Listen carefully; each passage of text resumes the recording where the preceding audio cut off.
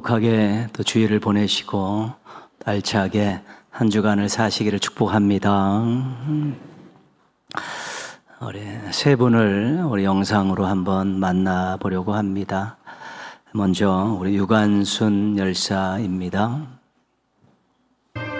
유관순이 곧 출소할 수 있다는 소식을 들은 친구들은요, 그녀를 위해 예쁜 옷과 머리핀을 준비하기 시작합니다. 그렇게 이화학당 친구들은 이전과 같은 칙칙한 모습의 유관순을 다시 만나기만을 하루하루 손꼽아 기다리고 있었을 겁니다. 그런데 유관순의 출소가 약 4개월 남은 1920년 9월 28일, 청천벽력 같은 소식이 전해집니다. 이날 오전 8시 20분 유관순이 숨을 거뒀다는 겁니다. 유관순은 장기 손상, 방광 파열로 사망했다고 추정이 됩니다. 안 그래도 그동안의 수감 생활로 쇠약해진 유관순이 옥중 만세 이후 더욱 가혹해진 일제의 고문과 구타를 더 이상 견뎌내지 못했던 겁니다.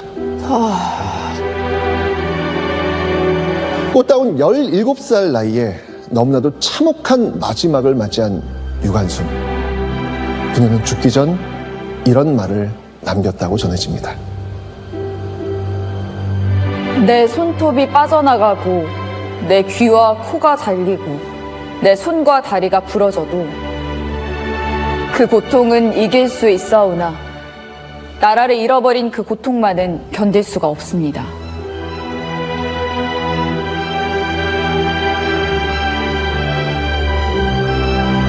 나라에 바칠 목숨이 오직 하나밖에 없는 것만이 이 소녀의 유일한 슬픔입니다.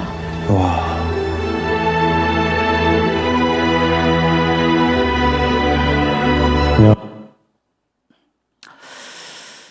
16세 소녀의 마음속에 무엇이 가득했기에 죽음도 두려워하지 않고 또 만세를 부르고 모진 고통을 다 이겨낼 수 있었을까요? 이 소녀의 마음속에는 나라가 있었습니다. 자기가 사랑하는 나라, 독립된 나라, 이것이 가슴속에 가득했기 때문에 모진 고문을 다 당하면서도 또 죽음을 맞이하면서도 만세를 부를 수 있고 더 이 나라를 위해서 바칠 목숨이 없다는 것 때문에 또 힘들어했던 것입니다.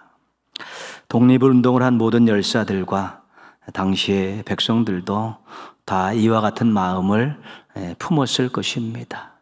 이 마음 때문에 오늘 우리가 이 나라가 여전히 역사를 이어가고 있는 것입니다. 미국의 마르틴 루터 킹 목사님입니다.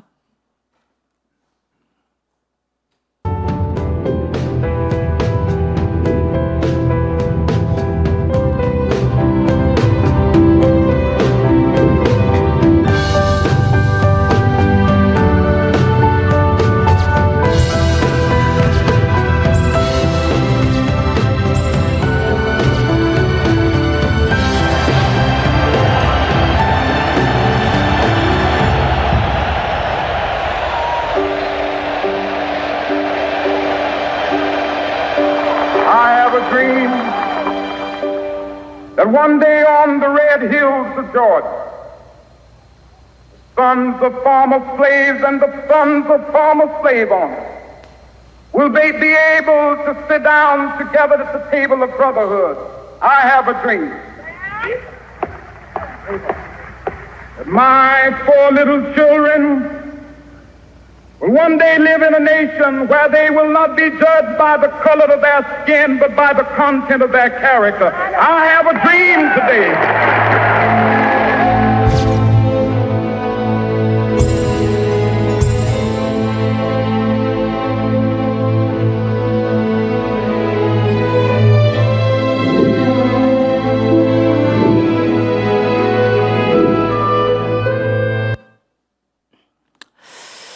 이 연설 후 5년이 지난 후에 인종 차별주의자들에 의해서 루터 킹 목사님은 살해를 당합니다. 이 킹 목사의 마음속에는 무엇이 간절했기에 죽음도 불사하며 이렇게 행동할 수 있었을까요? 그것은 평등입니다. 피부색에 의해서 차별받지 않는 평등, 이것이 간절했기에 자신의 자녀들은 또 그렇게 살기를 원했기 때문에 이렇게 죽음도 불사하고 행동할 수 있었던 것입니다. 지금도 인종에 의해, 성에 의해, 또 직업에 의해, 또 육체적인 어떤 기능에 의해서 차별받는 모든 사람들도 실은 이 평등을 갈망하고 있을 것이고요. 이것을 해소하기 위한 것이 나라와 교회들이 해야 될 중요한 사명입니다. 우리가 잘 알고 있는 사도 바울입니다.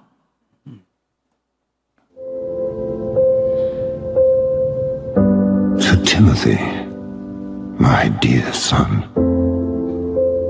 grace, mercy, and peace from God the Father and Christ Jesus our Lord.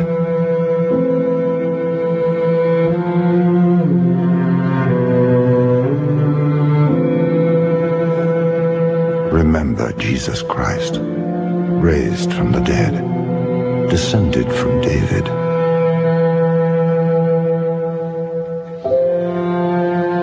Do not be ashamed of the testimony about our Lord or of me, his prisoner. Rather, join with me in suffering for the gospel by the power of God. He has saved us and called us to a holy life, not because of anything we have done, but because of his own purpose and grace. This is my gospel, for which I am suffering even to the point of being chained like a criminal. But God's word is not chained.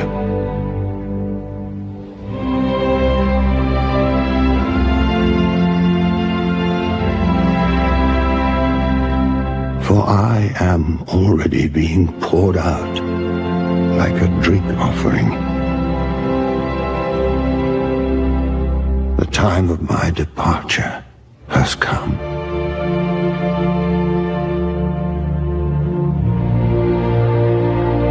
I have fought the good fight.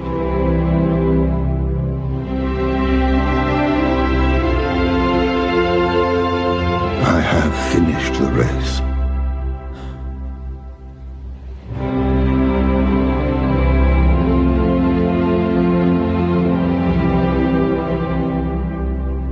I have kept the faith.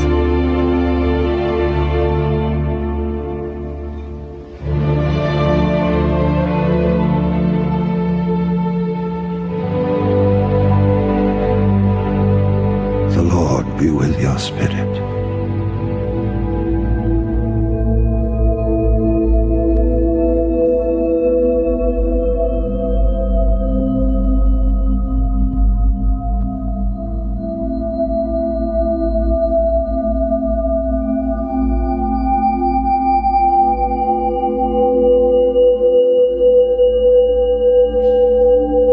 Grace be with you all.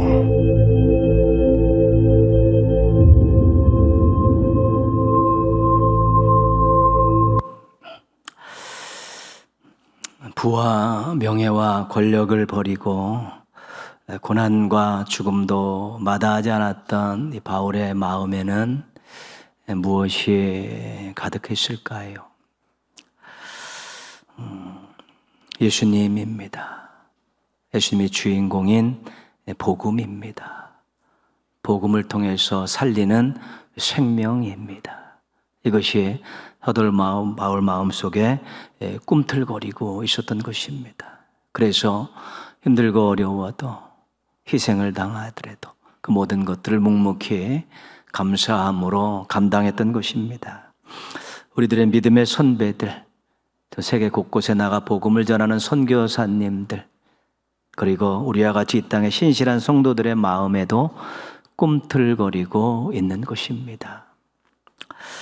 우리가 살펴본 이 세 분은 마음속에 아주 귀한 것들을 품고 살았습니다. 너무너무 귀해서 아쉬울 것도 부러울 것도 두려울 것도 없는 그런 모습으로 자신들의 인생들을 살아냈습니다. 아주 멋있습니다. 그런데 멋있기는 한데 우리가 본받기는 조금 망설여지는 부분도 있습니다. 왜냐하면 수고하고 희생해야 될 부분들이 있고 또 고난당해야 될 부분들이 반드시 있기 때문에 멋있긴 멋있는데 나의 삶에 적용하기는 좀 어렵지 않는가라고 생각할 수 있는 것입니다. 이렇게 멋있게 사는 것이 싫을 수 있습니다. 그리고 이렇게 사는 것들을 흔쾌하게 선택하기 어려울 수 있습니다. 그러나 이렇게 살아야겠다라는 마음은 꼭 가져야 되고 또 이런 마음들을 가지고 이런 삶을 만들어가는 것이 실은 신앙이고 그것이 건강한 인생이 될 수 있는 것입니다. 나라가 어둡고 어렵고 어지럽습니다. 자기 영광과 이익만 품고 사는 사람들이 많기 때문입니다. 자신의 영광, 자신의 이익, 자신의 쾌락 이것을 품고 사는 사람들이 많고 이들이 주류 세력들이 되어 있기 때문에 나라가 이렇게 어둡고 어렵고 어지럽습니다. 지금은 아름다운 나라, 멋있는 나라를 제대로 된 나라를 품고 사는 사람들이 많이 필요할 때입니다. 여러분들은 어떤 나라를 품고 계십니까? 우리 조국 대한민국이 어떤 나라가 되었으면 좋겠냐라는 그런 나라의 상을 품고 있습니까? 또 이 나라를 사랑하는 마음으로 품고 있습니까? 귀한 가치들이 푸대접을 받고 있는 세상입니다. 평화, 정의, 사랑, 평등, 통일 이런 귀한 가치들이 외면당하고 있습니다. 많은 사람들이 욕망을 품고 살기 때문에 그렇습니다. 금욕, 성욕, 멍해욕, 권력욕 이를 품고 사는 사람들이 중요한 자리에 앉아 있고 목소리가 크기 때문에 이런 가치들이 하락하고 있고 외면당하고 있는 것입니다. 여러분들은 어떤 가치 있는 것들을 품고 살고 있습니까? 일반 사람들과 똑같이 욕망들을 품고 살고 있지는 않습니까? 그것은 우리가 품고 살아야 할 것들이 아닙니다. 하나님이 기뻐하시는, 하나님이 원하시는 그런 귀한 가치들을 우리가 품고 살아가게 될 때 우리의 마음도, 우리의 생각도, 우리의 가치관도, 우리의 삶도 그렇게 조금씩 변화가는 것입니다. 제대로 된 나라 품고 사십시오. 우리가 지금은 큰 수고와 희생은 하지 못하더라도 자기의 자리만큼은 국민으로서 성실하게 진실하게 지키십시오. 그리고 기회가 되면 희생하십시오. 사랑하는 마음, 안타까운 마음으로 기도하는 것은 절대로 놓치지 마십시오. 나라를 위해 기도하는 것은 우리가 늘 해야 되는 일이죠. 근데 건강한 나라, 사랑스러운 나라, 제대로 된 나라를 품고 기도해야지만이 또 그런 것들이 하나님에 의해서 이루어지는 것입니다. 귀하고 필요한 가치들을 지키려고 노력하십시오. 자신의 마음에서 또 가정에서 우리들의 교회에서 또 생업의 현장에서 그런 작은 가치들을 귀한 가치들을 실천하려고 노력하자는 것입니다. 그리고 그런 가치들을 지키려고 노력하는 그런 단체들이 있으면 또 후원하고 또 기도로 동참하셔도 좋은 것입니다. 한국교회와 성도들이 그런 가치들을 지키며 살아갈 수 있도록 매일 기도하는 것만큼은 멈추지 않으셨으면 좋겠습니다. 신앙의 범위는 아주 넓습니다. 그리고 큽니다. 왜냐하면 우리가 믿고 섬기는 하나님이 창조주이시기 때문에 그렇습니다. 하나님이 모든 것들을 만드셨고 모든 것들을 지금 주관하고 계시기 때문에 이 땅에 하나님의 모든 통치하에 있는 것들은 다 우리 신앙과 연결되어 있는 것입니다. 신앙의 관점을 가지고 신앙의 마음을 가지고 신앙적인 행동들을 가지고 우리가 어떻게 해서든지 좋게 만들고 새롭게 만들어가야 될 책임이 있는 것들입니다. 그래서 건강한 신앙은 너희는 세상의 빛이고 너희는 세상의 소금이라는 이 하나님의 말씀을 잘 간직하고 실행해 가는 것입니다. 사도 바울은 앞에서 말씀드렸듯이 예수님을 마음에 품고 살았습니다. 예수님의 주인공인 복음을 마음에 품고 살았고요. 이 복음을 통해서 생명을 살리는 것에 대해서 마음에 품고 살았습니다. 그렇기 때문에 그의 삶은 정말로 멋지고 아름다웠습니다. 또 이면에는 엄청나게 많은 고난과 고통이 있었습니다. 유대계의 촉망받은 랍비인 사울이 예수님을 믿고 증거하던 예수쟁이들을 핍박을 했습니다. 때리고 가두고 심지어는 죽이기까지 했습니다. 예수님을 이단의 괴수로 생각했고 부활을 가짜 뉴스로 생각했기 때문입니다. 예수쟁이들을 핍박하는 것이 하나님의 뜻이고 이렇게 열심히 사는 것이 헌신이라고 생각했기 때문에 그런 짓을 하며 살았던 것입니다. 그런데 다메섹으로 원정 핍박을 가다가 부활하신 예수님을 만납니다. 거기서 사도 바울이 완전히 꼬꾸라지고 인생에 반전이 일어났습니다. 예수님이 이단의 괴수가 아니라 그리스도이심을 확인하고 믿게 되었습니다. 십자가 죽음이 정시범으로서 반란을 일으킨 수괴의 죽음이 아니었고 부활이 가짜 뉴스가 아니었다는 것을 알고 십자가의 죽음과 부활이 자신의 구원을 위해서 많은 사람들의 구원을 위한 하나님의 사랑의 방법이었다는 것을 알고 감격했습니다. 핍박자로 날뛰다가 복음 전파자로 세상을 누비며 살게 된 것입니다. 여러분은 언제 거꾸로 지셨습니까? 언제 부활하신 예수님을 만나고 예수님 인격적으로 만나고 인생에 다시 시작하셨습니까? 그때 예수님 처음 만나서 품었던 그런 감격들, 가졌던 결단들이 지금도 여러분 가슴 속에 남아 있습니까? 거꾸로짐은 은혜입니다. 인생의 새로운 전환기를 맞이한 것은 복입니다. 하나님께서 예수님을 통해서 주신 복입니다. 그때 가졌던 감격과 마음들을 잘 유지하고 발전시켜 나가는 것이 신앙의 성숙이고 신앙의 성숙이 삶의 견실함으로 영향력으로 드러나게 되는 것입니다. 예수님을 만나고 제대로 알고 믿게 되었고 복음 전파자로 헌신하게 된 바울이 엄청나게 많은 수고를 했고 고난을 당했고 고통의 세월을 보냈습니다. 사도 바울에게 이렇게 묻고 싶습니다. 그럴 줄 알았으면 헌신하셨습니까? 만약에 이렇게 주님 뜻대로 살아가는 것이 고통스럽고 힘들고 목숨을 버려야 될 일이라면 헌신하셨겠습니까? 복음 전하다가 후회하지는 않으셨습니까? 이렇게 묻고 싶습니다. 앞선 영상에서도 들었는데 디모데후서 4장 7절 말씀이 사도 바울의 대답입니다.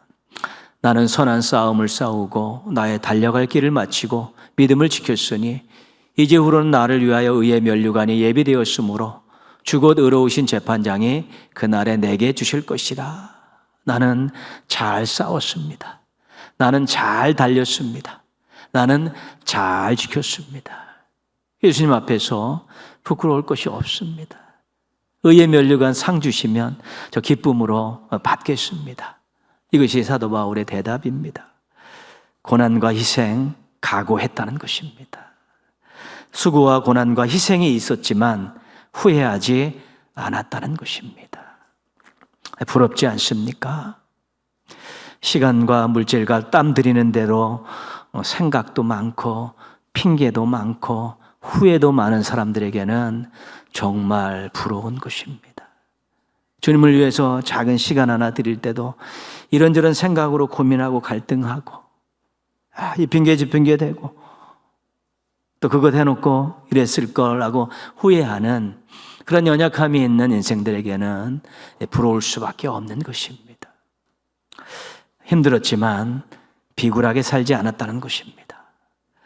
어려웠지만 불평하지 않았다는 것입니다. 괴로웠지만 후회하지는 않았다는 것입니다. 어떻게 사도 바울은 이렇게 힘들고 어렵고 고통스러운 그런 일들이 있는 이 일들을 잘 감당하며 그의 인생을 잘 달려갈 수 있고 잘 싸울 수 있고 잘 지킬 수 있었을까? 여러 가지 이유를 우리가 들 수 있지만 오늘은 통하여라는 이 안경을 쓰고 한번 그 이유를 찾아보려고 합니다. 에베소서 1장 5절입니다. 그 기쁘신 뜻대로 우리를 예정하사 예수 그리스도로 말미암아 자기의 아들들이 되게 하셨으니 하나님께서 그리스도 예수 안에서 택하셨다는 것입니다. 우리를 택하셨다는 것입니다. 그리고 예수 그리스도로 말미암아서 예수님의 십자가 죽음과 부활을 통해서 자녀 삼아 주셨다는 것입니다. 자녀 삼아 주셨다. 말미암아 통하여 예수님을 통해서 우리를 자녀 삼아 주셨다는 것입니다. 로마서 5장 17절은 이렇게 말씀합니다. 더욱 은혜와 의의 선물을 넘치게 받은 자들은 한 분 예수 그리스도를 통하여 생명 안에서 왕노릇하리로다. 그렇죠? 이전에는 죄와 사망의 종이었고 사탄의 종노릇하며 살았는데 예수 그리스도를 통해서 구원받은 이후에는 예수 그리스도와 함께 왕노릇하게 되었다는 것입니다. 더 이상 종노릇하지 않고 왕노릇하게 되었다는 그런 고백입니다. 복음을 위하여 수고와 고난과 희생을 담당하게 받아들일 수 있었던 이유는 예수 그리스도를 통해서 자녀가 되었고 예수 그리스도를 통해서 천국 가게 되었고 예수 그리스도를 통해서 구원받았기 때문에 그 모든 것들을 다 감당할 수 있었다는 것이 사도 바울의 고백입니다. 이것을 우리가 통하여 은혜라 이렇게 말씀을 드립니다. 이 통하여 은혜, 예수 그리스도를 통하여 구원해 주셨다는 이 통하여 은혜가 너무 감사하고 감격해서 주님 뜻대로 일하는 이런 데 있어서 아무리 수고와 희생과 어려움과 고통이 있어도 잘 감당할 수 있었다는 것이고 또 그런 일을 당한 것을 절대로 후회하지 않았다는 것입니다. 감격에서 나왔기 때문에 감사해서 나왔기 때문에 넉넉히 감당할 수 있었다는 것입니다. 더 심하게 말씀드리면 자신도 어찌할 수 없었다는 것입니다. 그렇게 살 수밖에 없었다는 것입니다. 통하여 은혜가 너무 귀하고 너무 크기 때문에 나 같은 인생을 죄인 인생을 명말받을 인생을 예수 그리스도를 통하여 구원해 주신 그 하나님의 은혜가 너무 귀해서 예수 그리스도를 통하여 주신 그 구원의 은혜가 너무 귀하고 너무 좋아서 그렇게밖에 살 수 없었다는 것이 후회 안 된다는 것이죠. 오히려 감사하다는 그런 고백을 하고 있는 것이죠. 오늘 본문 18절 말씀입니다. 그리스도께서 이방인들을 순종하게 하기 위하여 나를 통하여 역사하신 것 외에는 내가 감히 말하지 아니하노라. 사도 바울의 고백은 이렇습니다. 하나님께서 나를 이방의 사도로 세우셨다. 그 어떤 성경에는 베드로는 유대인들을 위한 사도고 사도 바울은 이방인을 위한 사도로 세우셨다. 그런 증언도 나옵니다. 16절 말씀 우리가 읽진 않았는데 무슨 내용이냐면 하나님이 나를 제사장으로 세우셨습니다. 무슨 제사장이냐면 이방인들에게 복음을 전해서 그들을 하나님께 올려드리는 제물로 드리는 제사장으로 세워주셨습니다. 자신은 제사장 사명을 받았다는 것입니다. 이방인들에게 복음을 전해서 그들을 하나님 앞에 제물로 올려드리는 그런 사명을 받았다는 것입니다. 그것이 사도 바울의 고백입니다. 사도 바울에게 왜 그토록 힘든 삶을 사셨습니까? 중간에 포기할 수 있었는데 어떻게 견디셨습니까? 자신이 바보 같다는 생각은 들지 않으셨습니까? 만약에 이런 질문을 던졌다면 사도 바울은 이렇게 이야기합니다.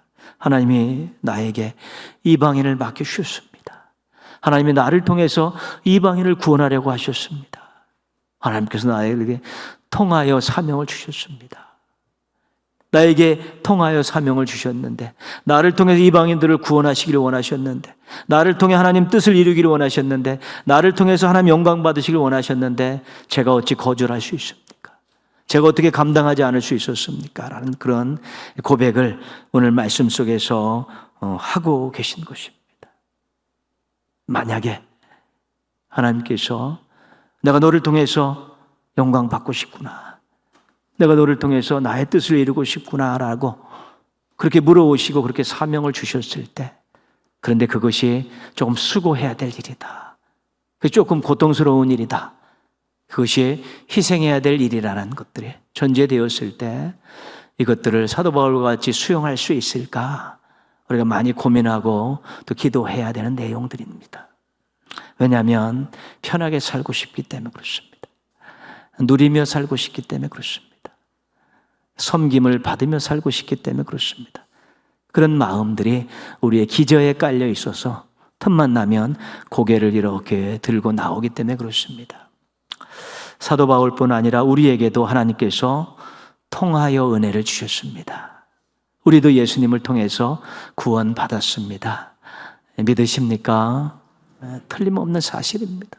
그래서 우리도 감격이 있고 감사가 있는 것입니다. 예수님을 통해서 나를 구원해 주셨습니다.